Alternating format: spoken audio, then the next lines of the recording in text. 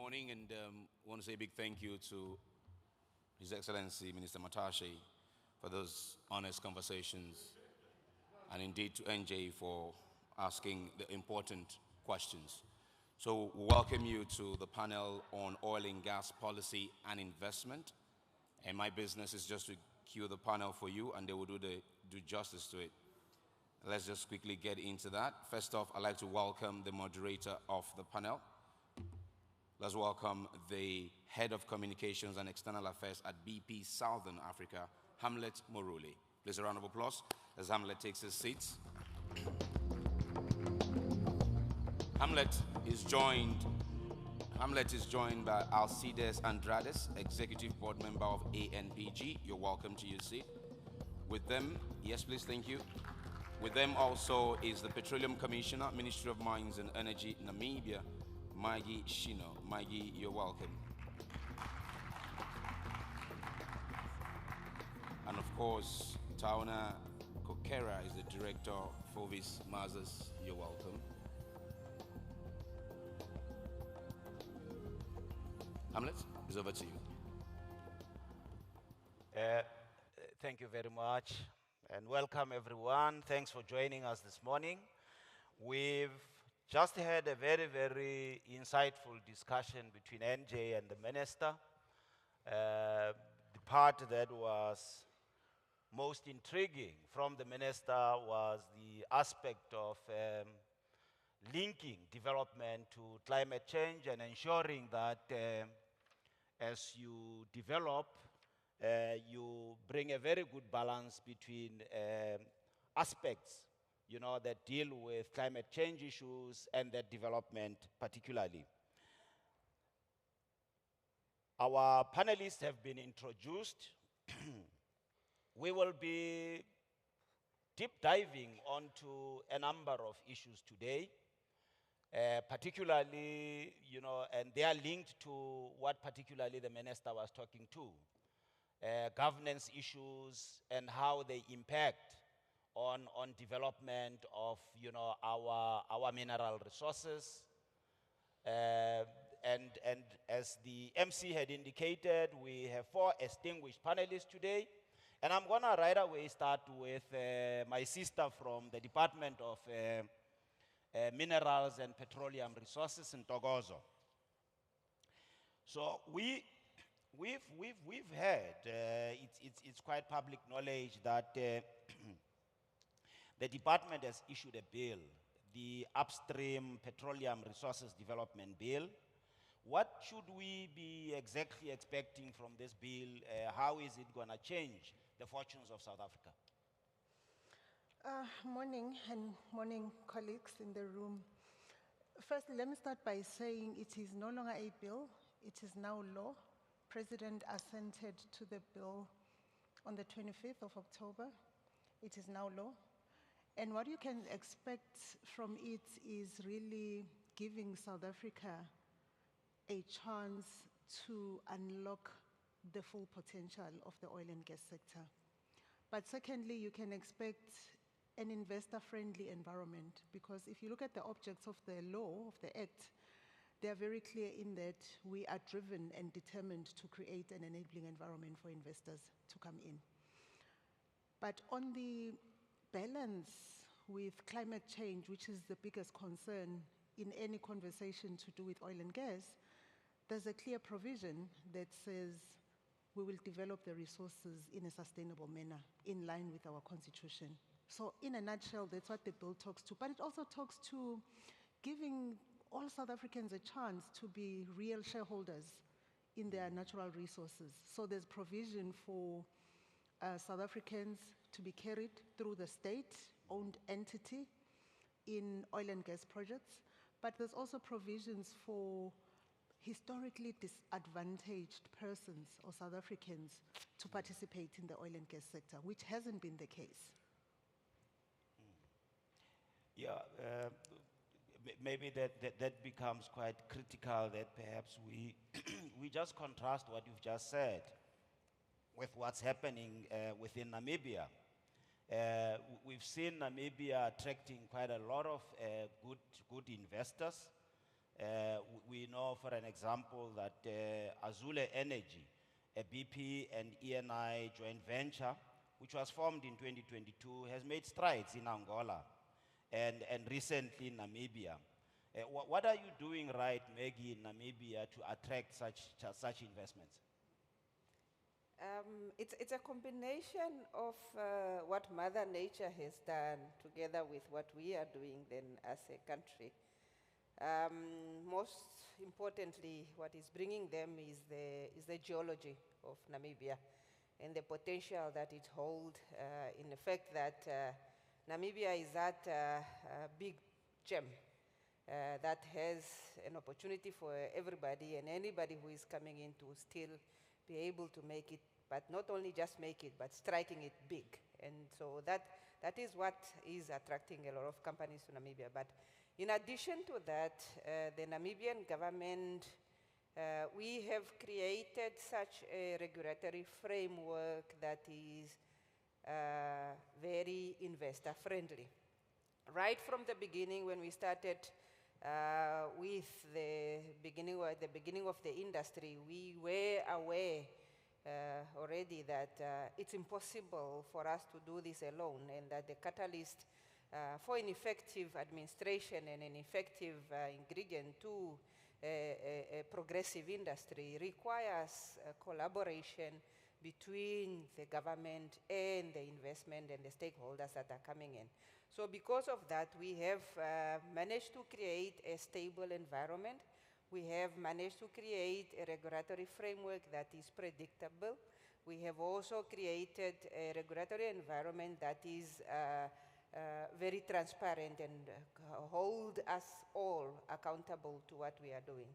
With that, in that regulatory instrument, what we have put in is therefore then the fiscal regime and fiscal elements that has created that balance in terms of creating a win-win situation between the Namibian people as a shareholders into this project, and also assuring that the investors, when they come in, they have a guaranteed return on their investment, but it also creates an opportunity for them to be working on something new, something that is life-changing, something that is impactful. And when you create a business environment that can be able to speak not only to the financial and to the market as we have it, but also speaking to being an opportunity for life-changing, we think that is what has made the Namibian environment as an attractive regime for most international companies to come in.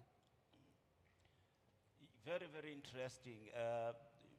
Earlier on, the minister drew two examples when he was making reference to the impact of exploration. He spoke particularly about Namibia, and then he spoke about Mozambique and the impact that their development there has impacted on their GDP. So moving on to you, Alcides. Fact or no fact, I'm not sure, but we regularly get information that says that Angola's GDP is the second highest within sub-Saharan Africa. However, the poverty challenges are still very, very glaring. How are the resources within Angola assisting the Angolan government and the Angolan people to make an impact on poverty lines within Angola? Good morning, Anta. Good morning, ladies and gentlemen. It's a pleasure to be here to be talking about what we are doing and also within Africa, and also what we need to do as we move forward. Before I get to your question, however, and given we're talking about the lives of the people, I just wanted to take a moment with the audience here and ask everybody to close your eyes just for a few seconds. Let's close our eyes. Please, let's close our eyes and reflect on an Africa where we are able to develop our oil and gas potential. an Africa where we have more refineries and refined products to be self-sufficient. An Africa where we no longer have energy poverty. An Africa where we are able to produce most of the products that we eat. Now you can open your eyes. Thank you so much. The reason I asked for us to do that reflection is we all understand our challenges and we all know what we want. The big issue we have is how to get there. One of the things that has been part of the discussion this week is collaboration. And Maggie just touched on the collaboration point within each country to be able to collaborate with the investment community. In Africa, we are not known to collaborate very well amongst the countries within the regions, and the countries collaborate with one another. It is important for us to find ways to learn from one another because in most cases, the wheel has been invented. We don't need to reinvent it. And both collaboration between the countries in Africa and also with other countries around the world. People that have done what we are trying to do, countries that have achieved success in what we are trying to achieve. So now let me go back to your question. Angola, we do recognize that the oil and gas contributes to 95% of the export of the country. It contributes to about 30% of the GDP of the country. And it contributes to about 60% of the fiscal revenue of the country. So, as you can imagine, it's pretty significant in our economy. We have been very successful over the years in the oil and gas industry, and we've been able to do that through navigating through decades to be successful. But the crisis of 2014, with the steep decline in the oil price, brought new challenges to the global oil industry. And as in Angola, we were not immune to that. So the government in 2017 understood that we needed to implement reforms. So with the reforms, with a view to improve the business environment, to be more transparent, to increase exploration activities, because we do understand in order for you to have a sustainable production in the country, you need to invest in exploration. You need to do licensing rounds.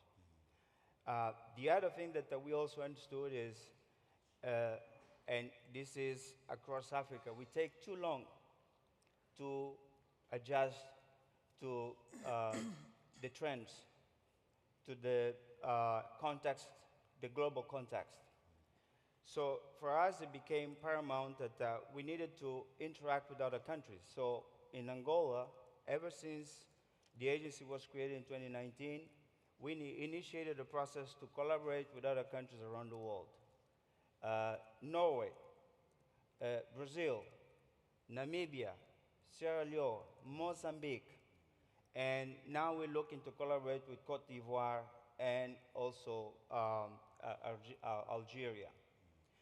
The other thing that we have identified is we needed to be more agile. Agile in a sense that we needed to adjust to the change in times to create the necessary environment for the investment to come in, globally and locally.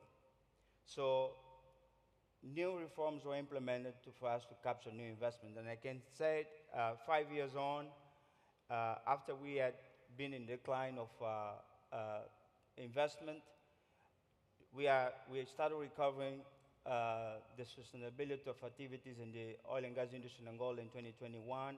And the projection we have for the next few years is to have more than $60 billion invested in the oil and gas industry in Angola, just from current operations. We also identified we needed to be more flexible. Maggie talked about being investor friendly.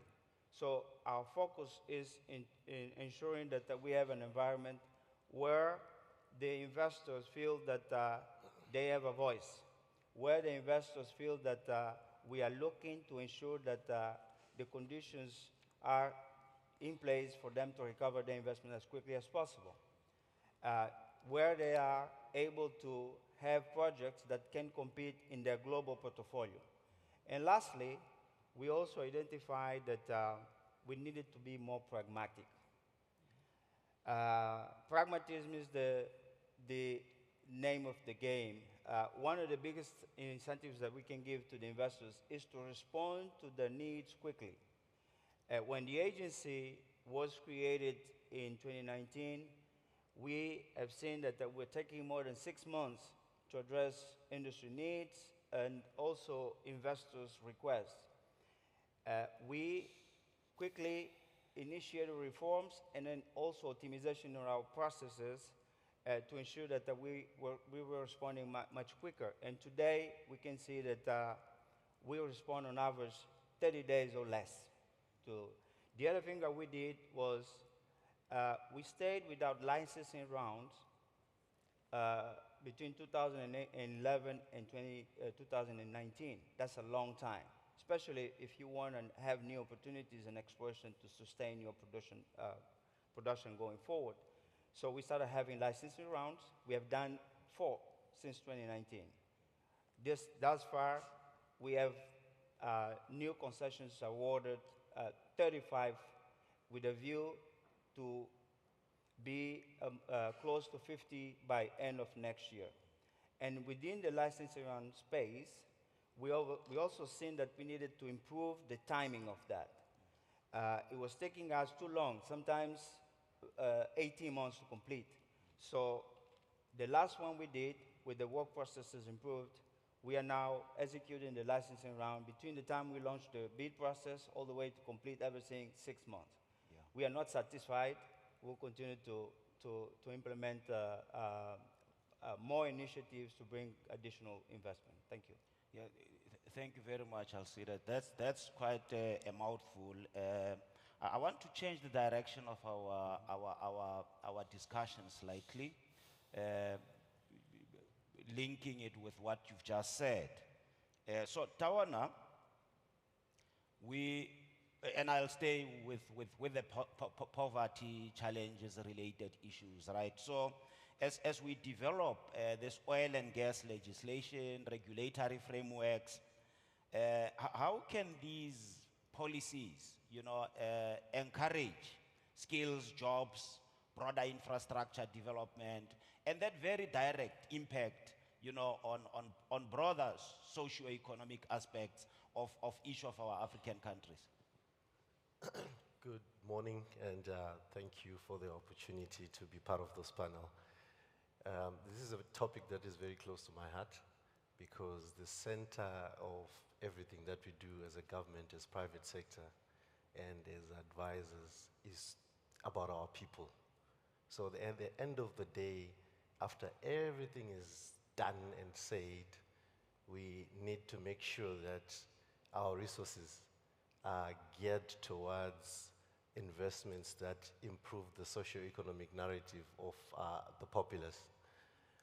Energy poverty is a well-known fact, and if you look at the oil and gas industry, more specifically the upstream, we are blessed, I must say, right, with minerals, with crude gas, but the saddest part is we've got a very, very strong logistics infrastructure. And in as much as it's good, it may not be the best because the pit to port and export syndrome is what has brought us to where we are right now.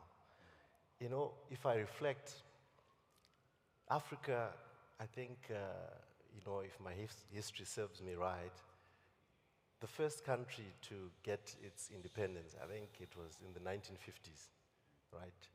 And this was same time as, you know, countries like Singapore, Korea, and Malaysia, right? But sadly, we are still a third world and developing economy. And the question that I always have is how long and until when are we going to be developing? And when are we going to transition into a developed economy? And the answer is simple. You know, we are extracting raw, we are exporting, and we are buying back in a much more refined, and it's much more expensive. And it doesn't do justice to our people. So, you know, last year I was on the panel, and this year I'm on the panel. Next year I'm probably going to be on the panel. We're going to come and we're going to talk and we're going to do nothing about it. So it's time to, you know, be deliberate and intentional about the future of our Africa, the Africa that we want to see. And I mean, look, I know I come across as crazy because I'm a firm believer that Africa should be a first world economy in our lifetime.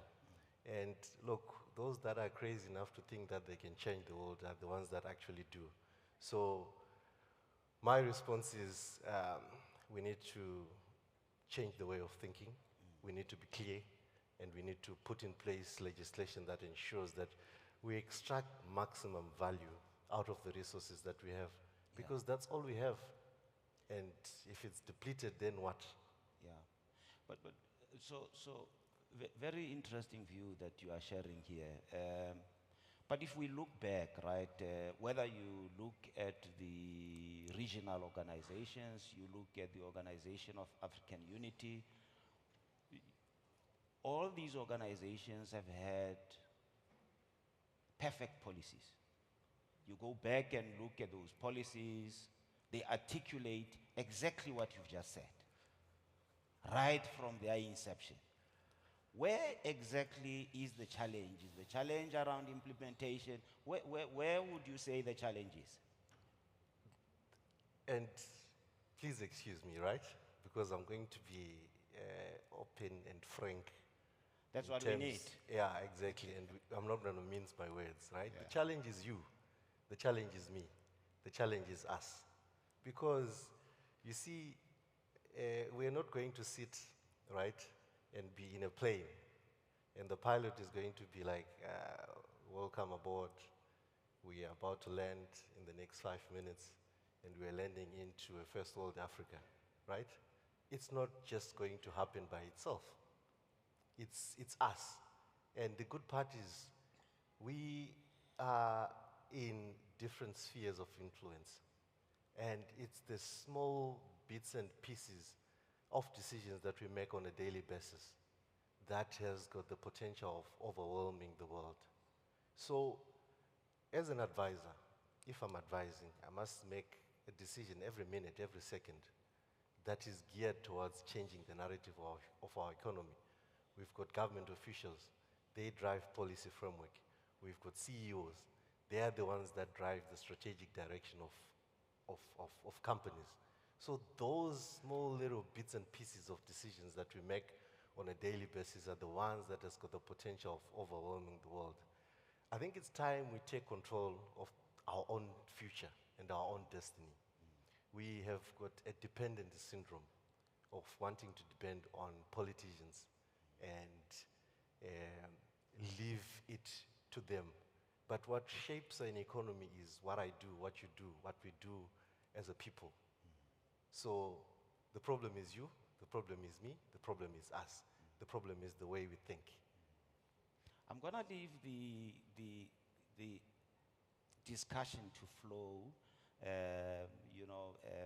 so you can go ahead and talk also and link whatever element that you think is relevant to where we are going as South Africa, the points that have been raised by the three panelists. So I think I want to start where Tony left off. The problem is us. And I believe firmly that it's time for us to act. We've worked on policies, we've had conversations, We need to act. But secondly, Africans must be advocates for Africa. Africa has a right to fully exploit its natural resources.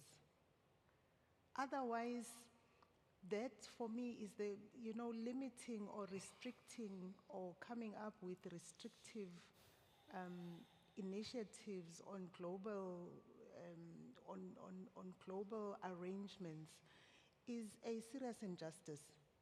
And I like sharing my own personal story. You talk of energy poverty.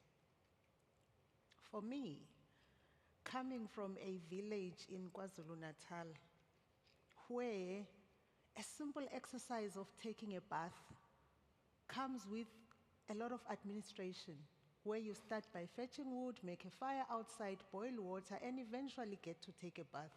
So energy poverty for me, I always say, is not an academic conversation.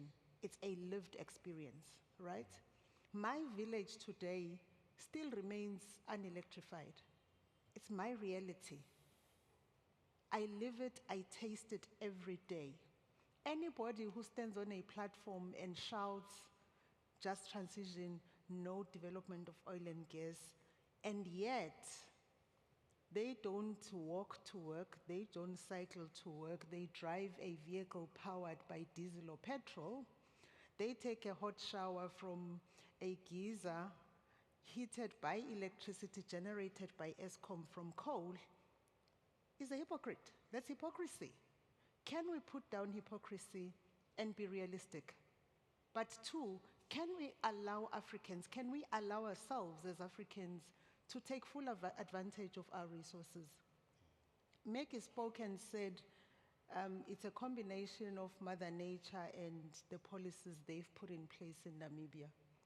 I call it a combination of policies and God's good mood. God was in a good mood when he designed Africa. We have it all. We have oil and gas, we have minerals, we have fertile soil for that matter. Talk agriculture, it's here in Africa. Talk natural resources in the form of solar, sun, and wind, we have it here on this continent. Can we then be allowed space and time to exploit our resources? But can we also, as Africans, assert ourselves enough and make our voice heard in terms of this is what we want to do? Last point I want to make. Right next door to us in Namibia, they've had successful drilling campaigns over the past 2-3 years, Maggie. But here in South Africa, you gazette a notice, which the law calls us to do, to say Company X intends to drill a well, or Company X has applied for an exploration license. 2 days later, somebody runs to court, they interdicting that project. So interesting to observe that. So there are no climate change issues in Namibia, but there are climate change issues in South Africa. Interesting. And Africans must wake up to that. It's not about South Africa. It's about South Africa not prospering, because when South Africa prospers, the rest of the continent prospers. And we need to act on that. Thanks. So Maggie, I know for a fact that our local legislation in South Africa, referred to as the MPRDA, carries a clause within it that talks to beneficiation, mainly intended for our mining sector. There has been multiple reasons that are given by the mining houses, starting from costs, starting from lack of skills, and, that basically moves away from local beneficiation. How, as Namibia, are you, trying to make sure that not only, do you complete your explorations, but post that, how are you going to ensure that, we move, as Tawana was saying, from that phenomenon of exports, but also emphasizing local beneficiation? The solution to that lies in how we see it. These two elements of getting to that phase, as was articulated by Tawana, and the phase where we are in terms of the industry, are intertwined. History, I think what has happened in the past is that we have looked at the industry, or Africa has been looking at the industry in segments. I'm in the exploration phase, so I need to do things that are exploration-wise. I'm in the development phase, I'm in the production phase, and this is how the host government should behave. And then after that, then there's certain behavior that must be done. That is wrong, and that is what we are trying to address. And we always say in Namibia, we're putting out a clear regulatory framework. That's very important. Anybody who is coming into Namibia need to know, or who is coming into the industry need to know the rules of the game before you enter. But that rule of the game, we have tweaked it a little bit so that that rule of the game must ensure that the end product, which is growing the economy, making sure that your people participate, making sure that we address the challenges that we have, are already part and parcel of that journey as we are going through it. We have had a number of stakeholders that have come to Namibia, and especially a lot of advisors. Don't enforce local content. It constricts the industry. It rises your cost. And as a government, you are better placed to wait until you start production, the taxes are going to come in, and then you can use that money to develop your people. We say no. We say no. Africa, a lot of African nations right now, our challenges is unemployment. And when you have your people who are unemployed, no amount of money that can come at a stage when you are producing will be able to close that gap of unemployment that you are feeling today. So we are saying, let's create policies and let's enforce policies that enable us to participate with the industry as it goes. And it's because of that reason that we always tell all those stakeholders that if your objective is for you to have Namibian people participating only by the means of taxes and revenue when it's generated, you have no business in Namibia. We do not want to work with you. And it's for that reason that we have created the local content policy. And with the local content policy, the first objective for that policy is for us to say, let there be value participation, valuable participation. We are saying we must maximize the participation of the Namibian people along the full value chain, right from licensing, all the way going together through development, all the way to production. If there are any element of consumables that are required right now, the goods and services that are being consumed in Namibian project must be sourced from Namibia, being provided by Namibians. And this is a way that you can be able to create those opportunities for your people to participate and for your people to meaningfully be part of the economy. Our obligation as a state is to ensure that we have provided skillful workforce, which we have done. We have started right in the 1990s, before we had oil, to be able to build their capacity.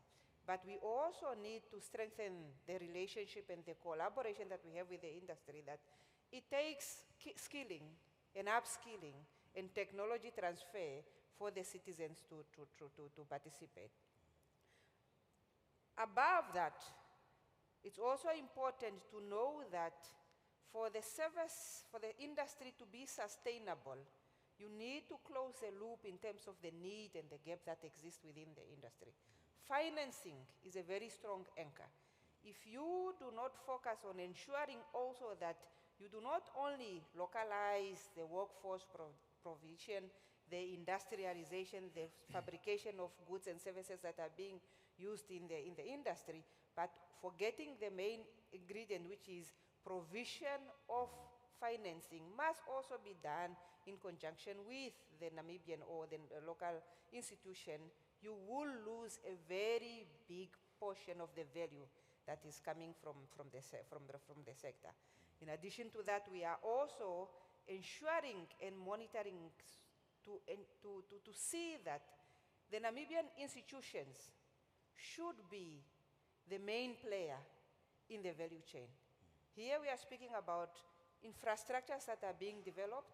When we are speaking of developing the town of Lutherets as an energy hub, when we are speaking of having Namibia to be a major producer of as a petrochemical produce, we are speaking of this being done in conjunction with our state-owned enterprise, Namibian private sector industry, and the whole industry, and as a community, together then with the investors, together then with the IOCs, together then with the license holder, together then with the major port developers, we will be able to create an ecosystem that is sustainable.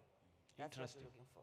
Interesting. And maybe just to stay with that discussion that talks to localization, just to invoke the South African example, we have a legislation that's called Triple BEE, Black Broad-Based Economic Development. Now, it would be interesting to know, Alcides, how you approach ownership within Angola, and is there legislation, and how is it structured? Does it deter investments? Does it promote investments as you try actually to localize the development that you are driving within that space? Well, regulatory framework obviously is very important. It's important to have visibility. The investors need to have visibility of the regulatory framework. In Angola, we are very much focused on contractor sanctity, stability, from a legal, contractual, fiscal standpoint. And I just wanted to also take a step back and touch a little bit on what was said with regards to the challenges that we have in Africa as overall. We understand the challenges. It takes us too long to come up with a solution. Sometimes, by the time we put the solution in place, it's no longer applicable. And also, after taking too long to come up with a solution, we typically take a longer time to execute it. So that is something that we need to correct. Yesterday, I was at a leadership roundtable, and within the discussions, we just took a moment, and I reminded everybody that I've been coming to this conference for the last 4 to 5 years, different capacity. And I was reminding everybody that indicators that we talked about 4 to 5 years ago, they remain the same. So 4 to 5 years ago, we were talking about energy poverty. About 600 million people in Africa don't have access to energy. Today, we're still talking about the same thing. Africa consumes less than 5% of the total energy in the world. And also, we, in terms of contribution to the emissions worldwide, is less than 3%. So, to your point, we need to be deliberate, and we need to correct this and do something about it. Yeah. On the local content front, it's not something new, at least in Angola. It's something that we have been dealing with for the last 4 decades. There's been a lot of movement, positive movement, but also lessons learned. And in 2020, a new legislation was created, very focused on increasing the participation of the local companies in the industry, and also to ensure that there's additional progress on the human capital. On the human capital, over the years, we've been progressing a lot. More than 85% of people that work in the oil and gas industry in Angola are Angolans. Okay, both from a service provider and also from exploration and production. This new legislation that was passed on in late 2020 brought additional responsibilities to different stakeholders. And the work we've been doing in the last few years is to find a pathway to increase the capacity from a local company standpoint. We do believe we have made some progress, but we need to do a lot more. Okay. Okay? Yeah. Tawana, as we move to closing our discussion, in fact, the minister earlier on, the South African minister earlier on, touched on this particular subject. We are being told fairly regularly that we need to start moving away from fossil fuels. What's your comment on that? How do we bring a balance of ensuring that we still tap on these vast resources, but we still manage issues that talks to climate change, and so on and so forth? So it's a balancing act, right? And let's be clear, there's energy poverty and climate change is real. And we cannot celebrate the green bonds doing very well on the New York Stock Exchange, London Stock Exchange, Johannesburg Stock Exchange, whilst our people, our uncles, aunts in the streets and the corners of Africa are suffering.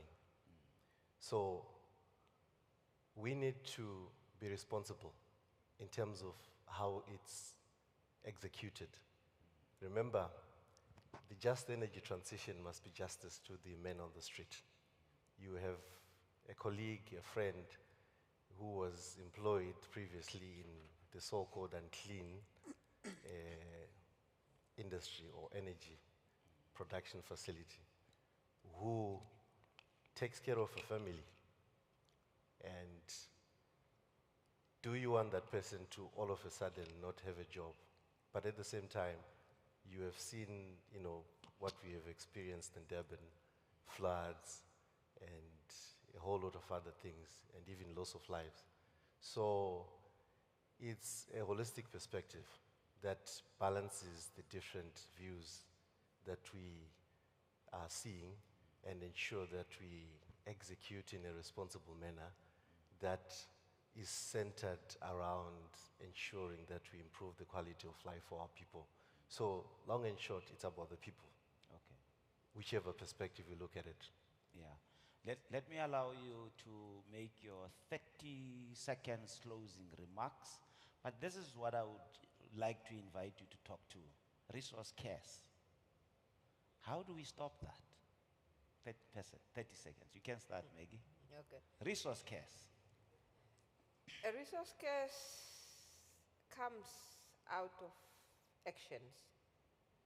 Actions that are between the host government and the investors as they come in. How to stop the resource curse starts right at the beginning or at whatever stage you have started. So I want us all to start making legal instruments and policies right at the beginning that are inclusive. If your policies right now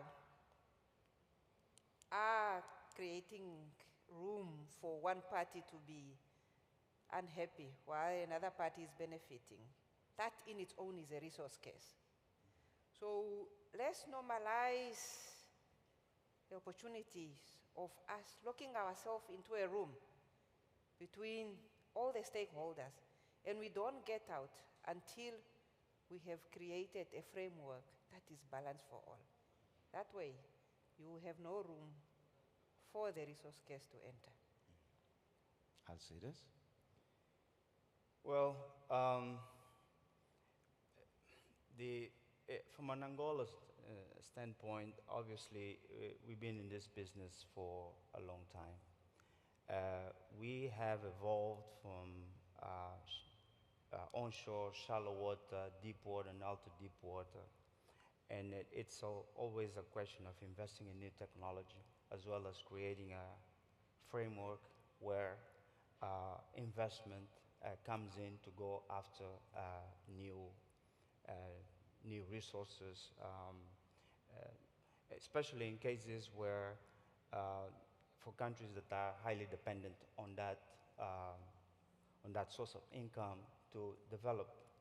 Uh, Africa, as we talked about, is facing energy poverty. So we need to find ways to develop our oil and gas potential so that we can diversify the economy and go after other industries that can provide means of income to each one of our countries, and in that case, provide the necessary means for everybody to give better chance to our population.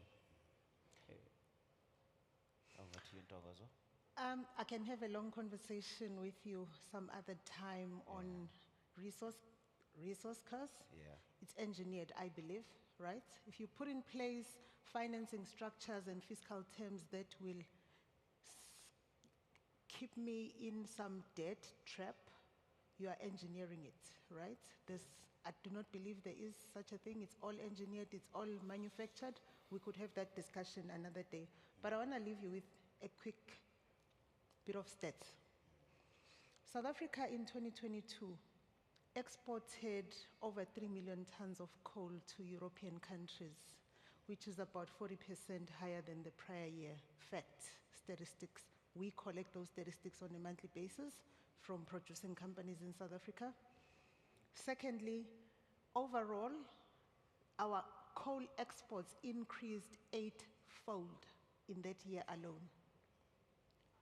Did we suddenly, because of the Russia-Ukraine tension, suddenly have to pause just energy transition because it's good to serve others? That's what the conversation should be about. Yes. Justice in the world and justice for all of us. And that, for me, is what needs to drive us on a daily basis as Africans. Partner with us genuinely. Let's all recognize each other's right to be out of energy poverty. So Africans don't deserve energy poverty. I'm raising a soccer club of 7 boys, and I know for a fact my boys do not deserve energy poverty. They deserve better. Thank you. Thank you very much. Let me conclude with you. Daona. Look, I think I've said enough. I don't want to say anything more. Yeah. This is not a talk show. Yeah. This is people's lives. Yeah. When we talk big English about statistics, 600 million people, 50%, you know, at the end of the day, it's actually people's lives. It's not just statistics, you know. So we need to go back home, pick up those policies, and I know they were gathering dust. We need to dust them up, and we need to start acting. Next year, let's have a different conversation. Yeah. You know, we're tired about speaking the same thing year in, year out, and the statistics are actually worsening. Next year, you'll be moderating, and we're talking about 700 million people. You know, we can't just come and have free water and go back and do nothing about it. Thank you. That's a very interesting note to close out with.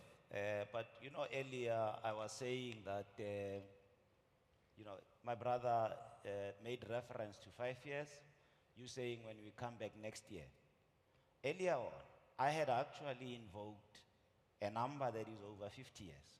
We've been discussing these issues since the establishment of the OAU. That's really a serious thought we must really retire with as we conclude our discussion. Let me take this moment, ladies and gentlemen, to thank our thought leaders, you know, for sharing these insights with us. Can we give them a round of applause, please?